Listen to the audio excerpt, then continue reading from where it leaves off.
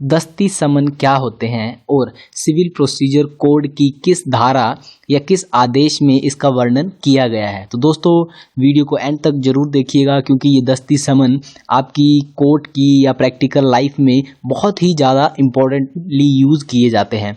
तो दोस्तों दस्ती समन को समझने के लिए हमें जाना पड़ेगा सिविल प्रोसीजर कोड के ऑर्डर यानी कि आदेश 5 में।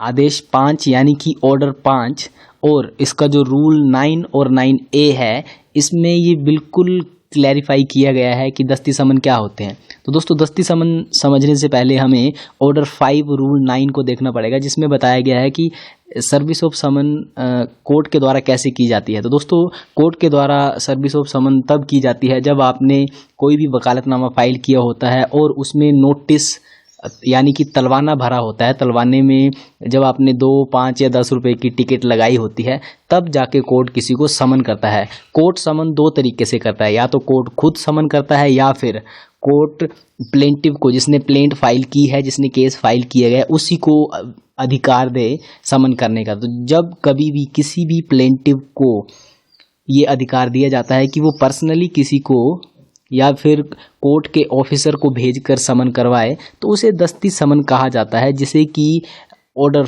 5 रूल 9A में डिस्क्राइब किया गया है। तो दोस्तों दस्ती समन का अर्थ ये होता है कि जब कभी भी कोर्ट प्लेंटिफ को ये अधिकार देता है कि वो अपना जो समन है वो खुद भिजवाए, यानी कि कोर्ट का कोई इंसान भिजवाए, तो उसे दस्ती समन कहा जाता है। दोस्तों जब कभी भी कोर्ट समन करता है तो आपको सिर्फ तलवाने के ऊपर 2 रुपये का या 4, 5 या 10 रुपये का टिकट लगाना होता है। लेकिन जब आप पर्सनली दस्ती समन करते हैं, यानी कि आप कोर्ट के किसी इंसान को समन करने के लिए भेजते हैं, तब आपको उसकी पेमेंट देनी पड़ती है। यानी कि जो अलग अलग कोर्ट्स की ये फ़ीस है, अगर हम हिमाचल कोर्ट की बात करें तो यहाँ पर 100 से 150 रुपये या 150 से 200 रुपये दस्ती समन के किए जाते हैं।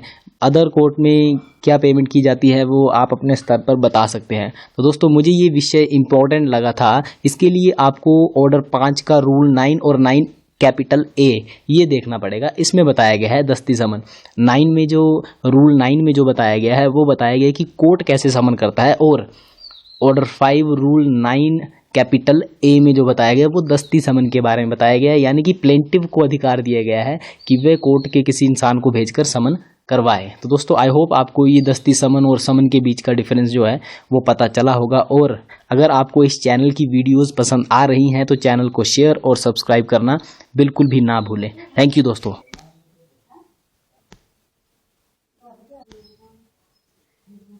दस्ती